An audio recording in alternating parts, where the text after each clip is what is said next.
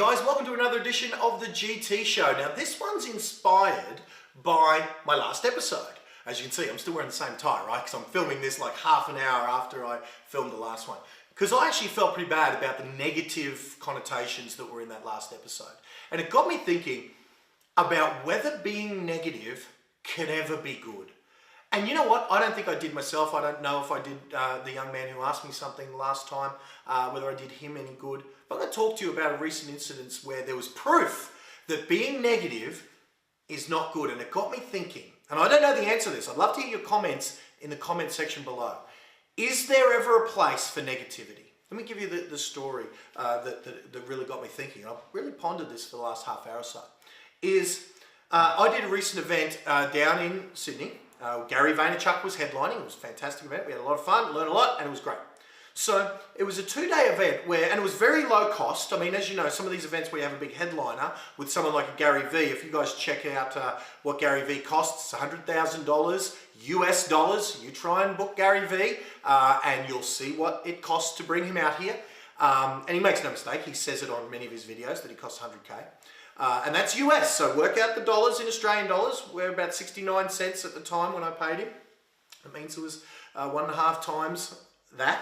So do the math. It costs a lot to put on these events, and I charge next to nothing for people to come to it. Why? Because if I can break even, learn from one of my mentors face to face, spend some time, increase the brand, it's all good things. It's what I ask my agent friends to do all the time. Run a loss leader event. Many of my guys do Easter egg hunts or do movie nights or do things that endear them to their marketplace where they lose money in the hopes that in the future it will bring them enough business to more than cover and then profit in the future. So that's what I certainly did with the Gary Vaynerchuk event. Great fun and did all that. So on that basis, when I was talking to one of the attendees in the follow-up, I was just saying, just as a follow-up call, hey, how'd we go? How was it? And this person who actually had impressed me so much, and here's where I'm going to apologize. I think I'm going to get myself into trouble again, but I did want to give you this example. When I was speaking to her, she impressed me enough at day one of the event with her enthusiasm. She was well presented. She seemed to know what she was talking about. She seemed very intelligent. And she wanted to ask Gary V a question because, you know, Gary loves the Q&A. But of course, there was 650 people in that room. We couldn't give the question asking to everyone. So everyone was sitting there, me. And for whatever reason, there was something positive about her. And I gave her, and she asked a question of Gary. And so the second day of the event, there was a particular speaker who made an offer, heaven forbid, room full of salespeople, and someone taught them for a couple of hours of some very good, usable content that, if used, would have changed their life.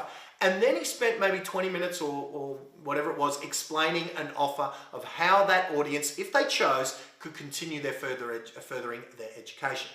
And this person, when I followed them up, kind of said, oh, is it all right if I give you some honest feedback? So I'm very respectful. Please understand, this isn't me judging how she lives her life. It's more than okay.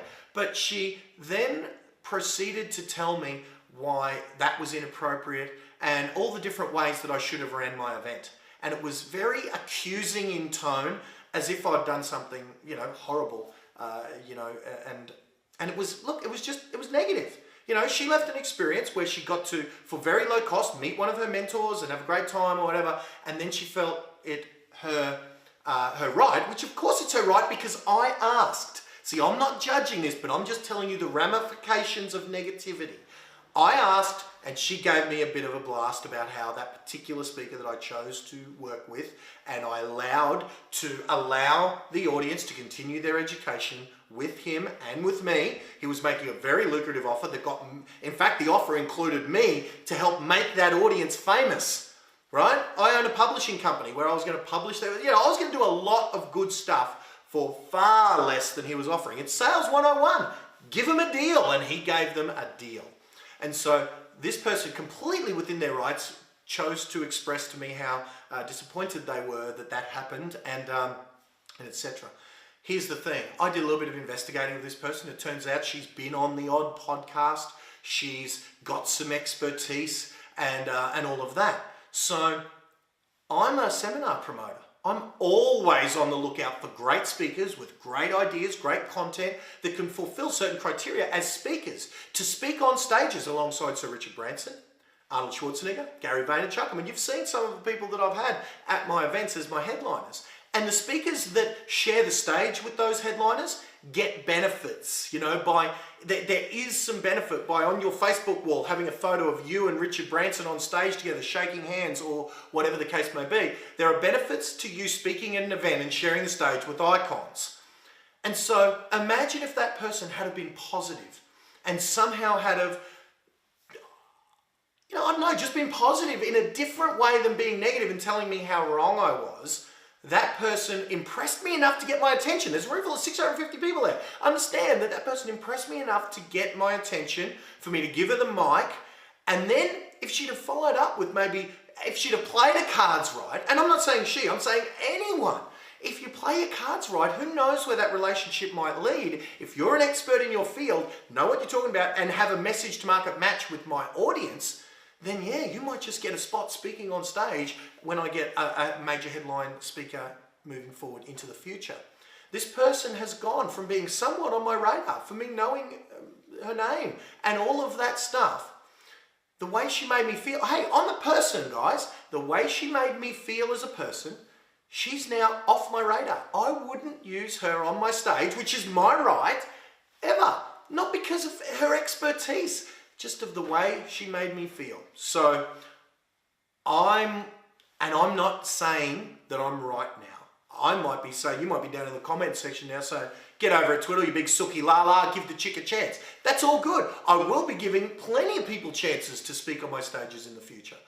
I still don't know if I'm right, but the question I'm posing, is it ever right to be negative? I don't know. I even think me being a little bit negative in this video is maybe answering the question, that maybe I'm being negative and maybe I have negatively affected someone on this viewership. Luckily for me, I don't have tens of thousands of viewers, right?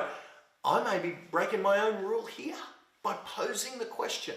But I still think the question is worth posing, because that person, if she does want to be on the major stages around the country, and I've actually got some US dates booked this year, so maybe even around the world, was that person wrong in giving me a spray and giving me her opinion about how I ran my event? I don't know, just food for thought. There you go, little introspective GT show based on my last episode, based on what happened in the follow-up of the Gary Vaynerchuk event. It's all interesting food for thought. I hope you can ponder it. You might want to pop some comments below and with some of those things in mind, and let me know, is it ever a good thing to be negative? I don't know. Food for thought. There you go. Philosophical Glenn for today. I'm going to get back to work, guys. Thanks for listening to GT Show. Until next time, bye for now.